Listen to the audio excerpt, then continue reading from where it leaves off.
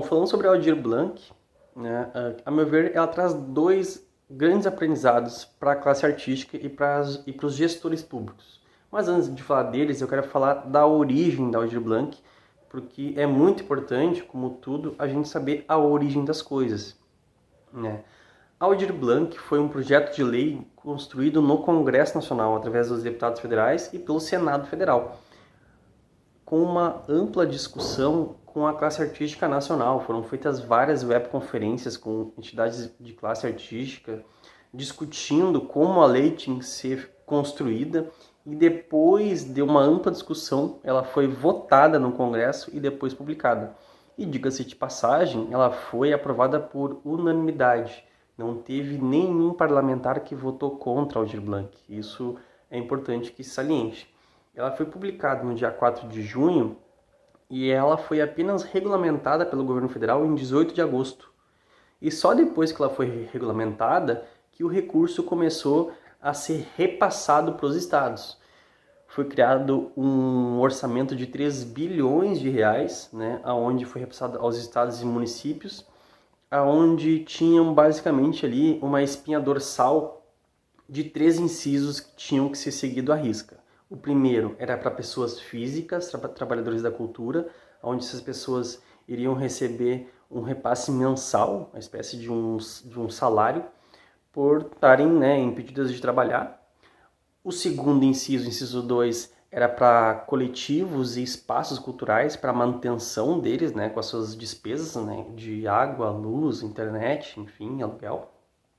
E o inciso 3 era de fomento às atividades culturais, para produções culturais, projetos com início, meio e fim. Enfim, o dinheiro vindo para o Rio Grande do Sul, como ele se organiza? A Secretaria da Cultura tem que se parabenizar a Secretaria da Cultura nesse sentido, porque ela conseguiu utilizar 99,98% dos recursos.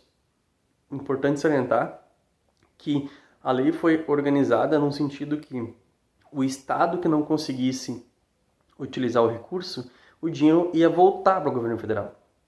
E muitos estados devolveram grandes quantias da Aldir Blanc para o governo federal, por justamente não ter essa capacidade técnica, eu diria, de abrirem editais e espalhá-los nos seus estados. O Rio Grande do Sul foi o contrário. O Rio Grande do Sul devolveu apenas 0,02% dos recursos. Isso é parabenizável aí por parte da Secretaria da Cultura. Então, o dinheiro chega no Rio Grande do Sul, foi em torno ali de 74 milhões de reais, um pouquinho mais, e tanto os municípios como a Secretaria da Cultura do Estado teve que abrir editais. A Secretaria da Cultura do Estado abriu 5 editais, né, 2 onde ela foi proponente, praticamente, né, ela que geriu esses 2 editais. Um edital era para aquisição de bens e materiais e o outro era para produções culturais e artísticas. E os outros 3 editais ela descentralizou. Ela abriu um edital chamando entidades interessadas para gerir esses outros 3 editais, fez um processo aí de seleção de entidades para criarem esses editais. Então, teve as entidades inscritas e ela selecionou 3.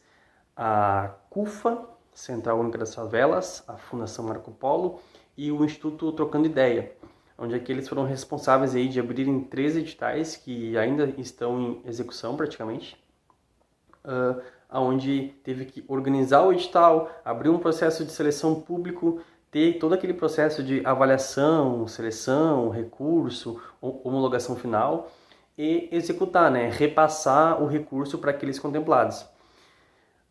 E os municípios, né, cada município teve que abrir o seu edital. E nesse sentido, eu trago aí uma dos 2 grandes aprendizados para a produção cultural, que é aquele município, e eu vi muitos municípios pequenos que nunca tinham aberto edital de financiamento cultural, se obrigou a abrir, se obrigou a discutir política pública, se obrigou a criar um edital, a abrir para o seu município, a receber as inscrições, passar pelo processo todo de gerir um edital, né, que é fundamental. O fundo cultural, o financiamento, ele é um dos pilares para a cultura acontecer nos municípios, né? Então, foi uma experiência muito positiva por parte daqueles municípios que nunca tinham aberto editais. E que fica aí uma semente, e eu espero que a classe artística se articule e também aprenda com isso, no sentido de cobrar as gestões municipais para que essas políticas culturais sejam discutidas e implementadas permanentemente, né?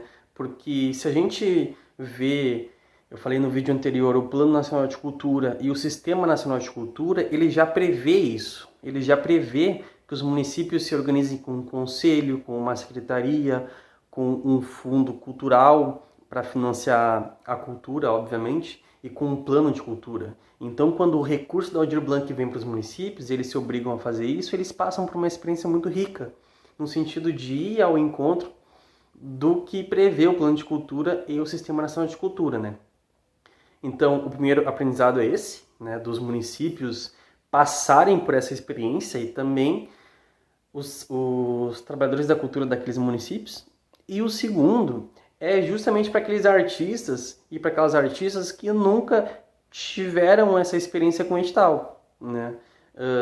Eu venho de Pelotas, que é uma região expressiva culturalmente, artisticamente, e eu conheço outros artistas do estado, claro, e ampla maior parte dos artistas não tem essa experiência com editais.